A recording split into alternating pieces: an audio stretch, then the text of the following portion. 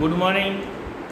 School of devotion Patani YouTube ચેનલમાં આપ સૌનું હાર્દિક સ્વાગત છે. આપ જોઈ રહ્યા છો ધોરણ 11 English unit 2 read 3 the secret of the machine.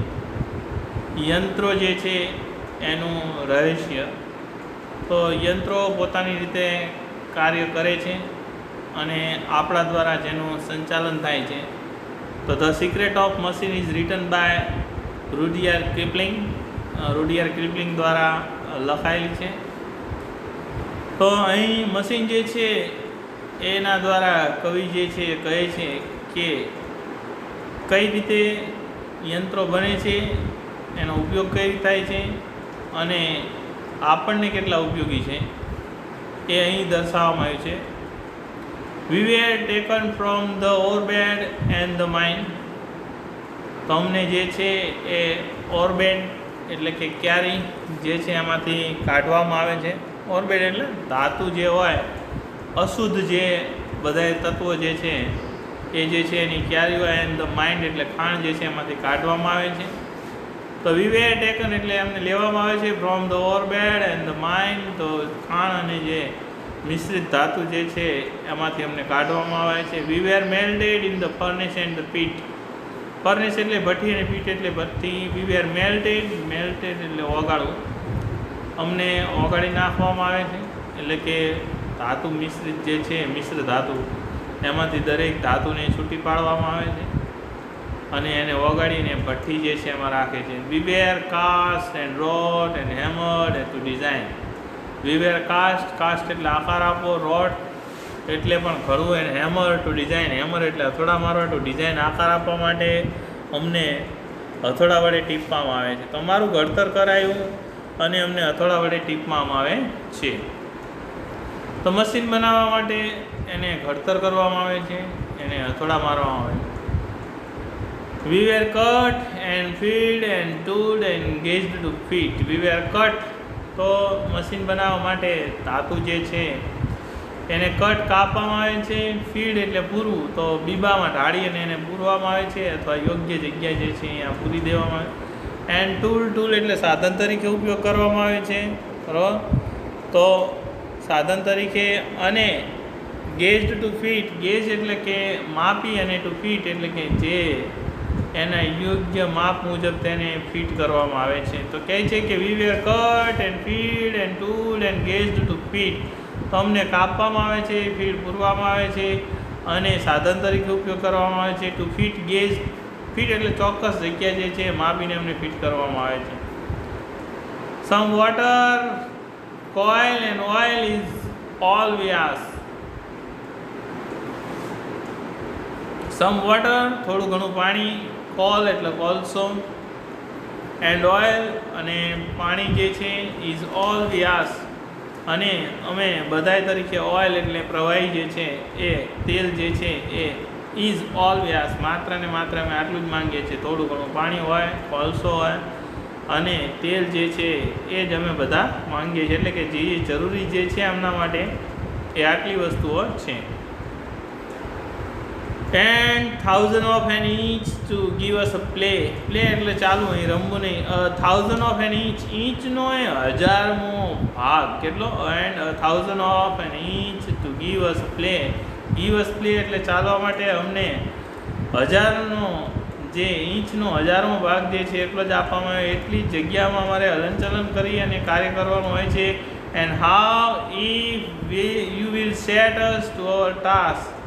અને હાવ તો કેવી રીતે. If you will set us to our task. જો તમે અમને અમારા કામ પર ગોઠવી દો છો. We will serve you for and 20 hours a day.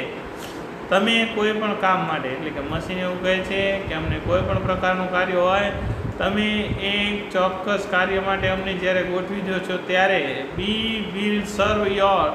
અમે તમને સેવા પૂરી પાડીએ છીએ 24 hours a day. અને 24 કલાક માટે અમે તમને સંપૂર્ણપણે સેવા પૂરી પાડીએ છીએ. We can pull and haul and push and lift and drag. અમને પુલ ખેંચવામાં આવે, હોલ ઢસડી એન્ડ પુશ એટલે ધક્કો મારવાનો, લિફ્ટ એટલે ઉચકવું, એન્ડ ડ્રાઈવ એટલે ચલાવવું. તો વી કેન પુલ અમે ખેંચીએ છીએ, હોલ ધસેડીએ છીએ, પુશ એટલે ધક્કો મારીએ, લિફ્ટ તો ઉચકીએ અને ડ્રાઈવ તો ચલાવીએ છીએ. તો મશીન આ બધા કાર્યો કરે છે. We can print, plough and weave and heat and light. અમે પ્રિન્ટ કરીએ છીએ તો એ કહે છે અમે પ્રિન્ટ, મશીન બોલે છે, મશીન કહે છે અમે પ્રિન્ટ કરીએ છીએ. પ્લાવ ખેતી કરે છે, મશીનો દ્વારા ખેતી થઈ રહી છે. વીવ વણાટ કામ કરે છે, હીટ તો ઉર્જા ઉષ્મા પૂરી પાડે છે, અને લાઇટ પ્રકાશ ફેંકે છે. મશીન જે છે એ ઘણા બધા કાર્ય કરે છે. We can run, race and swim and fly and die. અમે રન દોડીએ છીએ, એન્ડ રેસ અમે રેસ લગાવીએ છીએ, એન્ડ સ્વિમ તરીએ છીએ, એન્ડ ફ્લાય ઉડીએ છીએ, અને ડાય અને અમે કૂદકા મારીએ છીએ. તો કહે છે કે અમે we can run and race and swim and fly and die. અમે દોડીએ છીએ, અમે રેસ લગાવીએ છીએ, અમે તરીએ છીએ, અમે ઉડીએ છીએ, અને અમે અંદર પાણીમાં કૂદકા મારીએ છીએ. તો એ બધું મશીન જે છે કાર્ય કરે છે. We can see and here and count and read and write. તો અમે વી કેન સી જોઈ શકીએ છીએ. તો મશીન કહે છે અમે દરેક બાબત જે છે જોઈ શકીએ છીએ. રેસ તો અમે રેસ જે છે વી કેન હિયર એટલે અમે સાંભળીએ છીએ, એન્ડ કાઉન્ટ તો ગણતરી કરીએ છીએ, એન્ડ રીડ લખીએ છીએ, અને રીડ એન્ડ રાઇટ લખીએ છીએ અને વાંચીએ છીએ. તો મશીન છે વધુ જ કરી શકે છે એવું કહે છે. તો કહે છે કે ઘણા બધા દુઃખ દર્દ જે છે એ સહન કરી ખાણમાંથી કાઢીને માત્ર એટલું જ નહીં, પરંતુ એમને અથડા મારી ટીપી નાની એવી જગ્યામાં એમને ફિટ કરી અને થોડી એવી જગ્યામાં એમને કાર્ય સોંપે છે, અને તેઓ કાર્ય જે છે કરે છે. કહે છે કે remember please the law by which we live. તો યાદ રાખો કે જે અમે કાયદો જે છે એનાથી અમે જીવીએ છીએ, બરાબર રહીએ છીએ એ જે છે. તો રિમેમ્બર તો યાદ રાખો, please the law by which we live. Machine કહે છે કે અમે જે કાયદાથી જીવીએ છીએ, અમારા ઉપર જે કાયદો લાદવામાં આવ્યો છે, અમે જે કાયદો ચલાવીએ છીએ એ જે છે એ કહે છે we are not build to comprehend lie. We are not build તો અમે એટલા માટે નથી બનાવવા ટુ કોમ્પ્રિહેન્ડ એટલે સમજાવો, લાય એટલે જૂઠું, ખોટું, જે પણ કાંઈ ખોટું છે જે નથી ખબર એ ચલાવવા માટે અમે જન્મ્યા નથી, એટલે કે અમે સમજાવી શકીએ એના માટે અમે બન્યા નથી. We can neither love nor pity nor forgive. તો મશીન છે કહે છે વી કેન નાઇધર લવ, અમે કોઈ પણને ચાહતા નથી. વી કેન નાઇધર પીટી, અમે કોઈના પ્રત્યે દયા નથી દાખવતા. ઓર વી કેન નાઇધર ફોરગીવ, અમે કોઈને માફ કરતા નથી. તો મશીન છે કહે છે કે જો અમે if you make a slip in handling us you die. If you make a slip, જો તમે સૂઈ જશો એટલે કે ધ્યાન નહીં રાખો, in handling us you die. Handling એટલે કાબૂ કરવામાં. મશીન કહે છે કે જો તમે અમને કાબૂ કરવામાં ધ્યાન નહીં રાખો તો યુ ડાય, તો તમે મૃત્યુ પામી શકો છો. એટલે કહે છે કે વી કેન નાઇધર લવ, અમે પ્રેમ ન કરીએ, અમે દયા ન દાખવીએ અને માફ પણ ન કરીએ. એટલે કે રાજા હોય કે રંક કોઈ પણ હોય, મશીન જે છે એ દરેકને એક સરખી જ રીતે ઉપયોગમાં આવે છે.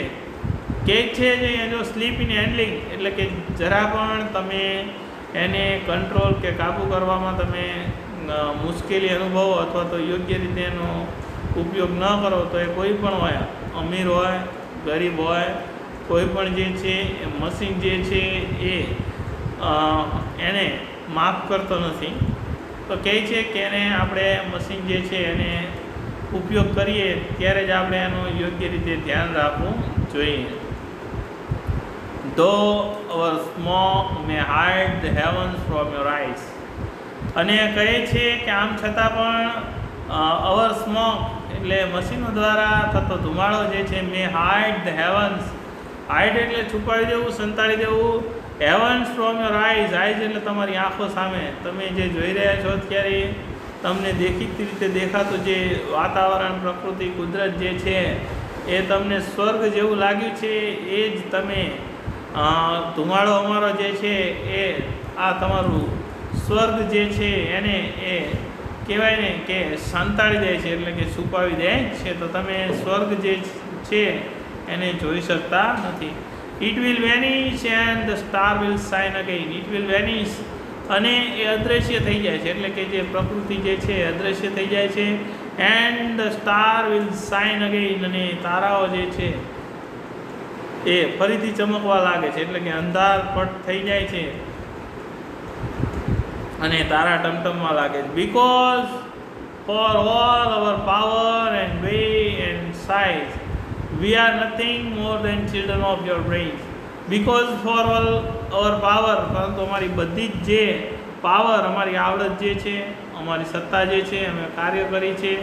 વેઇટ અમારો વજન છે, મશીન કહે છે અમારો વેઇટ જે છે, અમે જે પણ કાંઈ કરીએ છીએ. એન્ડ સાઇઝ અમારો આકાર કે કદ જે છે એ, એટલે કે મશીન જે છે એ જુદા જુદા આકાર અને કદ ધરાવે છે. તો જુદા જુદા આકાર અને કદ જે પણ કાંઈ હોય, અમારો આકાર જે પણ કાંઈ કદ હોય, કહે છે કે because for all our power, અમારી જે સત્તા જે છે, અમારો વજન જે છે, અમારો જે આકાર છે, વી આર નથિંગ, અમે બીજું કાંઈ જ નથી, મોર than children of your brain, તમારા મનના બાળકથી વધુ વિશેષ અમે કાંઈ જ નથી. એટલે અહીં એ વાક્ય દ્વારા એવું કહેવાય છે કે જે રીતે મશીન બનાવનાર મનુષ્યને જે રીતે ચલાવે છે એનાથી વિશેષ અમે કંઈ જ નથી.